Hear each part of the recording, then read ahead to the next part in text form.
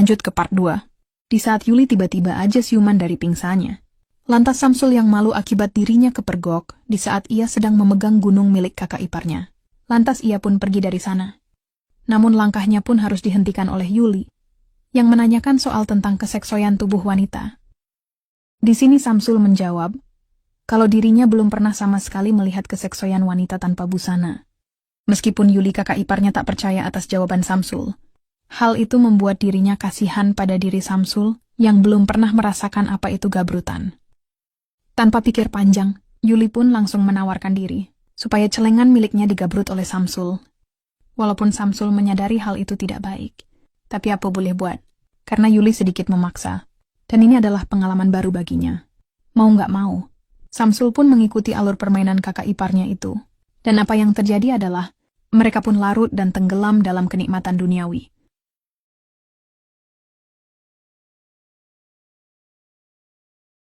Lalu singkat cerita, tibalah di suatu hari.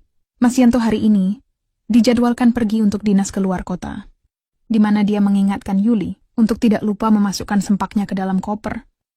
Karena di perjalanan dinas waktu yang lalu, Yuli pernah melupakan hal itu. Tapi kali ini, Yuli sudah memasukkannya. Apa yang dibutuhkan Mas Yanto sudah ada di dalam koper, walaupun hari ini adalah hari liburnya Mas Yanto. Tetapi Mas Yanto masih aja giat bekerja. Hal ini menjadi pelajaran buat Samsul untuk menjadikan sosok Mas Yanto sebagai contoh. Sebagai kakak, Samsul harus bisa meniru dan belajar apa yang sudah Mas Yanto capai selama ini. Dan tak lupa Mas Yanto memberikan ultimatum.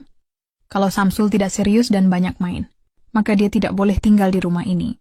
Mendengar kakaknya ngoceh mulu, Samsul hanya mengiyakan perkataan kakaknya tersebut, daripada dirinya diusir mau tinggal di mana. Tapi melihat Samsul diomelin begitu, Yuli merasa kasihan dengan Samsul. Nggak tega melihat Samsul selalu direndahkan oleh Mas Yanto. Lalu singkat cerita, Mas Yanto sudah pergi dinas keluar kota. Di rumah ini tinggallah mereka berdua. Di mana saat Samsul sedang belajar, di sini dia lagi-lagi dihampiri oleh kakak iparnya itu, yaitu si Yuli, yang membawakannya segelas air teh untuk Samsul minum. Dan tak lupa sebagai kakak ipar yang baik, Yuli memberikan ucapan semangat untuk Samsul, agar Samsul terus giat belajar. Gambatte ne. Tapi tak disangka-sangka, tiba-tiba aja Yuli memeluk Samsul dari belakang. Samsul yang ketempelan belahan hangat, langsung saat itu juga bijinya kejang-kejang. Tapi di sini Yuli mengatakan untuk tidak diambil hati perkataannya Mas Yanto. Yuli sepertinya tahu betul perasaan sakit hati Samsul yang selalu disalahkan dan direndahkan oleh kakaknya itu. Dan Yuli juga mengatakan kalau sebenarnya Mas Yanto bukan pergi dinas keluar kota. Yang sebenarnya adalah Mas Yanto pergi untuk menemui kekasihnya yang lain. Hal itu sudah Yuli ketahui sejak lama, tapi dia pendam terus. Tak ingin hal ini menjadi masalah, karena akan mengakibatkan rumah tangganya dengan Mas Yanto akan bubar.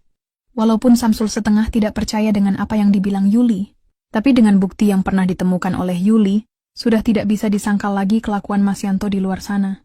Dan untuk menghilangkan rasa sakit hati Yuli terhadap suaminya, jadi Yuli kembali memberikan Samsul asupan, daripada memikirkan Mas Yanto yang sedang asik bersama wanita lain di luar sana. Hal itu tidak disia-siakan oleh Samsul. Ia pun langsung tancap gas melakukannya di kamar mandi, selama Mas Yanto nggak ada di rumah. Jadi mereka pun jadi bebas untuk melakukan apa saja di rumah ini. Dengan adanya Samsul, kehidupan Yuli menjadi berwarna. Tidak lagi merasa kesepian. Tidak lagi memikirkan Mas Yanto yang berada di luar sana. Dia pun saat ini juga melakukan hal yang sama dengan Samsul. Ya walaupun Samsul masih terasa cupu, tapi dengan telaten, Yuli mengajarkan Samsul bagaimana caranya memuaskan satu sama lain. Bahkan di saat Samsul lagi belajar, tak jarang dirinya dibuat tidak konsen. Karena kakak iparnya itu selalu mengganggunya dan menggodanya. Tapi apa boleh buat? Samsul sendiri nggak bisa menolaknya. Hingga pada akhirnya, benih-benih cinta pun tumbuh dalam hati mereka. Ada perasaan saling ingin memiliki, melupakan hubungan darah di antara mereka berdua. Berharap hubungan terlarang ini tidak sampai ketahuan oleh Mas Yanto. Entah sampai kapan, tapi yang jelas mereka melakukan ini dengan bahagia.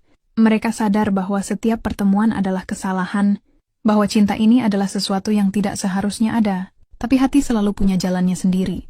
Larangan hanya membuat rasa semakin kuat, semakin sulit untuk dihentikan dan dilupakan.